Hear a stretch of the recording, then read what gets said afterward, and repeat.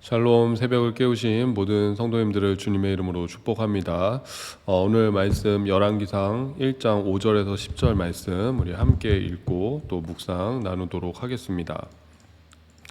그때 학깃의 아들 아도니아가 스스로 높여서 이르기를 내가 왕이 되리라 하고 자기를 위하여 병거와 기병과 호위병 50명을 준비하니 그는 압살롬 다음에 태어난 자요 용모가 심히 준수한 자라. 그의 아버지가 내가 어찌하여 그리하였느냐고 하는 말로 한 번도 그를 섭섭하게 한 일이 없었더라. 아도니아가 스루야의 아들 요압과 제사장 아비아달과 모이하니 그들이 따르고 도우나 제사장 사독과 여호야다의 아들 브나야와 선지자 나단과 시므이와 레이와 다윗의 용사들은 아도니아와 같이 하지 아니하였더라. 아도니아가 에느로겔 근방 소엘레 바위 곁에서 양과 소와 살찐 송아지를 잡고 왕자 곧 자기의 모든 동생과 왕을 신하된 유다 모든 사람들을 다 청하였으나 선지자 나단과 브나야와 용사들과 자기 동생 솔로몬은 청하지 아니하였더라. 아멘. 우리가 열왕기상을 시작하면서 이 다윗 왕의 말년으로 시작하는 것을 볼 수가 있습니다. 다윗 왕의 육체가 쇠약하여져서 이제는 인생을 마무리할 때가 되었음을 보았죠. 그래서 이불을 덮어도 따뜻하지 아니하더라. 그것이 이제 다윗 왕의 지금 현재의 모습을 보여주고 있었죠. 근데 중요한 것은 뭐냐면 왕이지 않습니까? 그냥 뭐 한 가정의 가장이 아니라 한 나라를 책임지고 있는 왕이기 때문에 앞으로 그 다윗 왕의 뒤를 이어서 이스라엘 왕국을 이끌어갈 새로운 후계자를 정해야 한다라는 것입니다. 우리가 뭐 조선 시대나 이런 역사들을 보면은 세자를 빨리빨리 정하지 않습니까? 근데 이때는 아직은 그런 어떤 왕정 체제에 대한 것들이 분명하지 않은 그런 시대라서 그런지 몰라도 정확히 누가 나의 뒤를 이을 것이다 라고 그 다윗이 후계자 문제를 정확하게 해결하지 않았던 것 같습니다. 근데 이때 아주 기민하게 움직였던 왕자가 있었는데 바로 다윗의 넷째 아들이었던 아도니아입니다. 성경에 보면은 그 아도니아가 바로 그 압살롬 다음에 태어난 자다라고 얘기하고 있고 용모가 심히 준수한 자다라고 이야기하고 있습니다. 그러니까 참 다윗의 아들들 보면은 뭐 그 앞서서 암놈도 그렇고 뭐 압살롬도 그렇고 이 뭐 왕이 되기에 전혀 부족함이 없는 그 개인적인 면모만 보면은 이제 훌륭한 그런 아들들이었던 것 같습니다. 근데 중요한 건 그것이죠. 그 왕권 계승자였던 암논과 압살롬이 이제 죽었다라는 것이죠. 그리고 이제 둘째 아들이었던 길르압도 사실은 기록에는 있는데 자세한 이야기가 없는 것으로 보아서 아마 이 둘째 아들 길르압은 어렸을 적에 죽었을 것이다라고 그렇게 학자들이 예측을 합니다. 그 다음에 아들이 바로 넷째 아도니아였습니다. 근데 이 아도니아가 뭐 앞서서 형들이 다 죽었잖아요. 그렇기 때문에 누가 보더라도 왕위 계승 1순위로 많은 사람들이 아도니아를 지지하고 있었고 또 아도니아도 뭐 나밖에 왕이 될 자가 누가 있겠는가 그런 마음을 가지고 지금 보면 스스로 내가 왕이 되리라 선포하고 다녔던 걸 볼 수가 있어요. 5절 보면은 그때 학깃의 아들 아도니아가 스스로 높여서 이르기를 내가 왕이 되리라 하고 자기를 위하여 병거와 기병과 호위병 50명을 준비하니 다윗 왕이 힘이 없고 또 늙고 연약하여 지친 때를 틈타서 이 아도니아는 마치 자기가 이미 왕이 된 것처럼 그렇게 이야기를 하고 병거와 기병과 자기 사병을 50명을 이제 이끌고 다니는 것을 볼 수가 있습니다. 뭐 용모도 매우 출중했고 또 다윗 왕도 그 아도니아를 꾸짖은 적이 없다라고 그렇게 이야기를 합니다. 그만큼 이제 사람들에게 호감을 얻는 그런 사람이었던 것이죠. 근데 지금 이 일이 굉장히 치밀하게 진행되고 있는 것이 무엇이냐면은 바로 이 아도니아를 왕으로 세우기 위해서 누가 아도니아의 편에 가담을 하냐면은 군권을 쥐고 있던 군사령관 요압과 종교적인 어떤 권위를 가지고 있던 대제사장 아비아달이 바로 아도니아의 편에 붙는 것입니다. 근데 이게 굉장히 큰 의미가 있습니다. 왜냐하면은 이 요압이라는 인물이 다윗 왕궁에서 가지고 있는 그런 상징성이 있죠. 다윗 왕궁을 세웠던 그 초창기 멤버인 것이고, 그리고 그 요압의 정치적인 판단이 한 번도 틀린 적이 없었죠. 항상 승리하는 쪽으로 요압은 그 판단을 했었고, 그 다윗 왕조차도 함부로 하지 못하는 인물이 바로 요압이었기 때문에 요압이 아도니아 편에 붙었다라는 것은 굉장히 의미가 큽니다.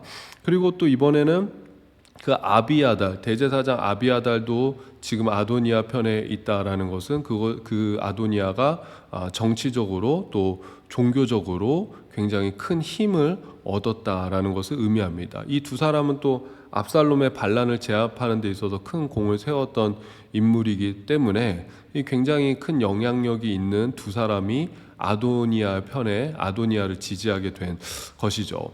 그래서 여러분, 우리가 이 뭐 결론적으로는 아도니아가 왕이 안 되고 솔로몬이 왕이 되지 않습니까? 근데 이 아도니아가 내가 왕이 되겠다 한다는 것이 이게 단순한 혹이나 어떤 객기가 아니라 이미 뭐 아도니아가 왕이 될 것이다 어떤 대세 흐름이었고, 또 충분한 근거를 가지고 능력을 가지고 정치적으로 군사적으로 종교적으로 그렇게 지지를 받으면서 이제 굉장히 그 왕의 자리에 가깝게 나아가고 있다라는 것입니다. 그러니까 사실은 이제 아도니아가 그런 것들 하나하나를 갖춰가니까는 무섭고 두려울 것이 없는 것이죠. 내 뒤에 요압이 있는데 뭐가 무서워?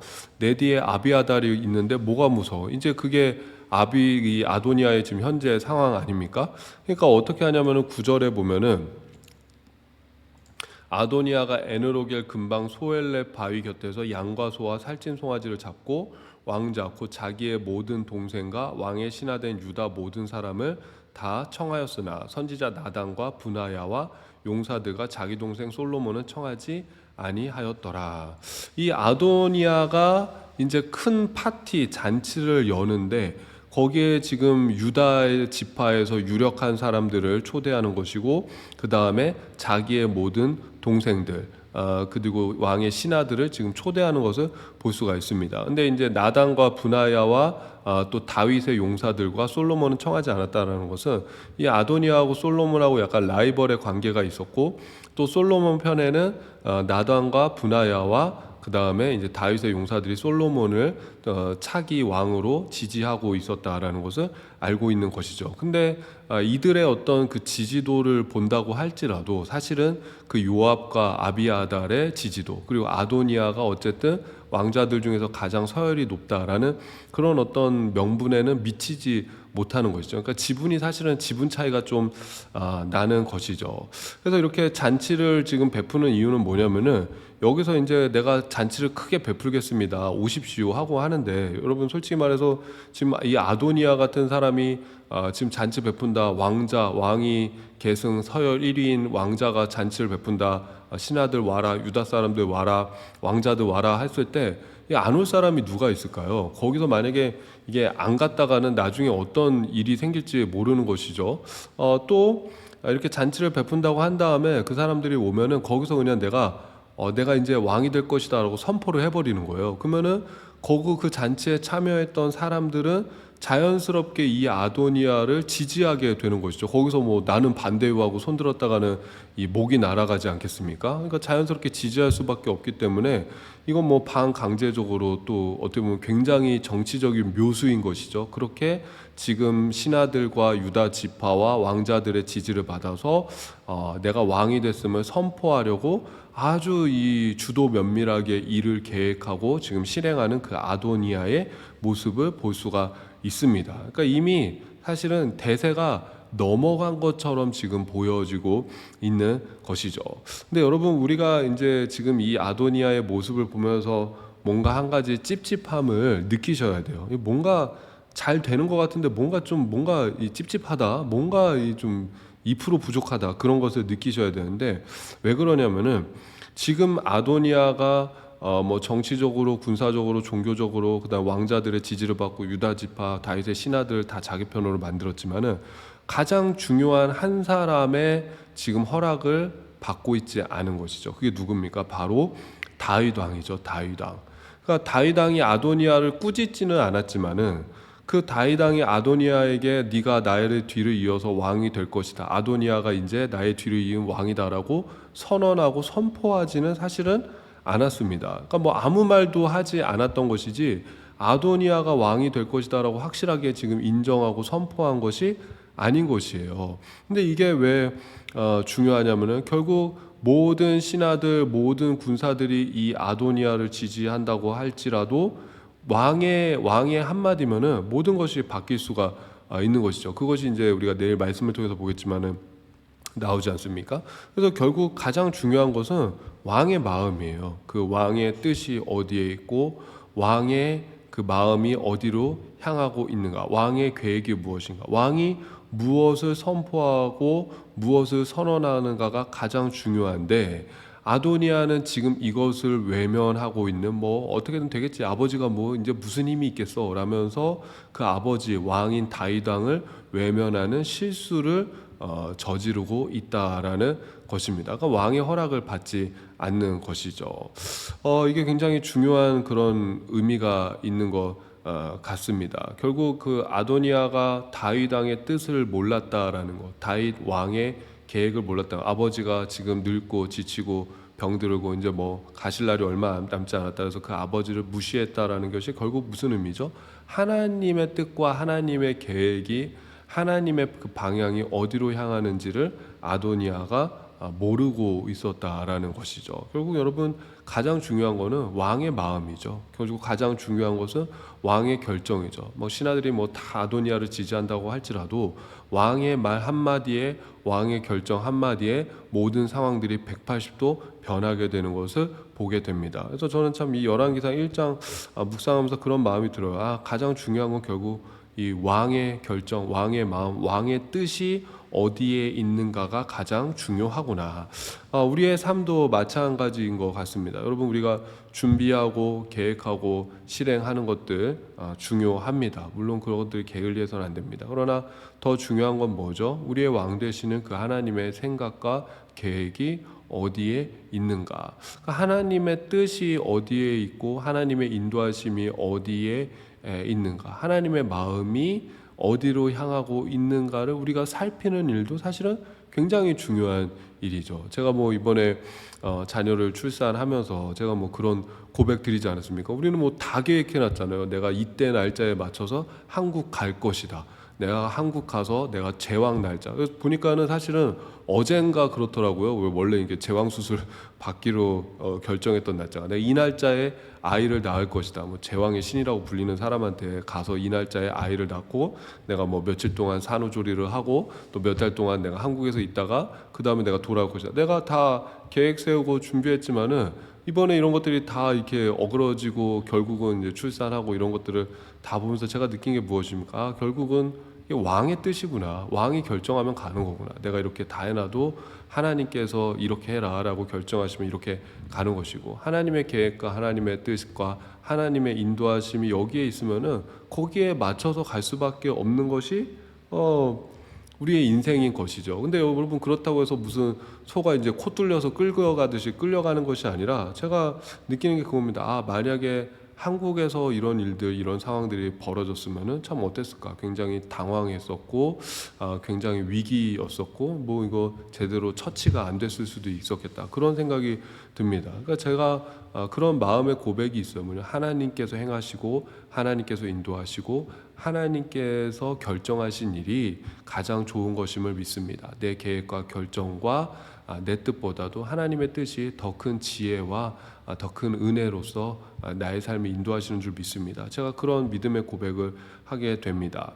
잠언 16장 9절 보면 그러죠.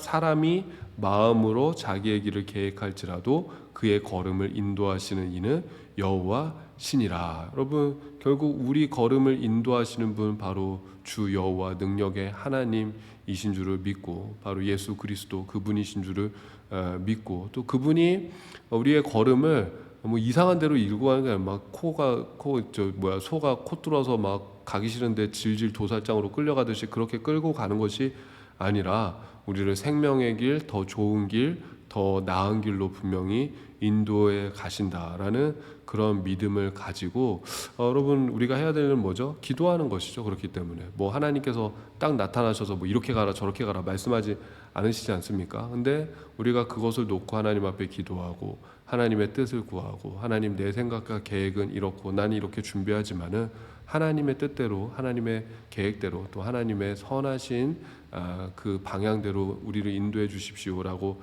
기도할 때 하나님께서 더 좋은 길로 더 나은 길로 더 복된 길로 우리를 인도해 가시고 또 우리와 함께 하실 줄로 믿습니다. 그런 복된 성도 되시기를 주님의 이름으로 축복합니다. 제가 기도하고 주님의 기도로 마치겠습니다. 하나님 아버지, 사람이 자기의 길을 계획할지라도 오직 그 길을 인도하시는 분은 전능하신 여호와 또 우리의 구주 되시는 예수 그리스도이신 줄로 믿습니다. 주님께서 우리를 인도하시는 그 길이 더 좋고 선하고 더 나았고 더 복된 길인 줄로 믿습니다. 하나님, 내가 준비하고 또 계획하고 실행하지만 그것을 위해서 주 앞에 놓고 기도할 때 하나님께서 역사하여 주시고 하나님께서 주관하여 주시고 하나님께서 모든 것을 다스려 주시옵소서. 정치적인 입지를 다지고 종교적인 입지를 다지고 많은 사람들을 자기의 편으로 끌어들인 아도니아지만 가장 중요한 왕의 마음과 왕의 생각과 왕의 계획을 깨닫지 못합니다. 그래서 모든 상황이 변하게 되는 것을 또 보게 됩니다. 하나님, 가장 중요한 게 무엇이겠습니까? 바로 하나님의 선하신 뜻과 마음과 그 계획을 깨달아 아는 지혜를 또한 우리에게 허락하여 주시옵소서. 감사드리며 예수님의 이름으로 기도드립니다. 아멘. 하늘에 계신 우리 아버지여, 이름이 거룩히 여김을 받으시오며 나라가 임하시오며 뜻이 하늘에서 이루어진 것 같이 땅에서도 이루어지이다. 오늘 우리에게 일용할 양식을 주시옵고 우리가 우리에게 죄 지은 자를 사하여 준 것 같이 우리 죄를 사하여 주시옵고 우리를 시험에 들게 하지 마시옵고 다만 악에서 구하시옵소서. 나라와 권세와 영광이 아버지께 영원히 있사옵나이다. 아멘. 오늘도 좋은 하루가 되시길 바랍니다.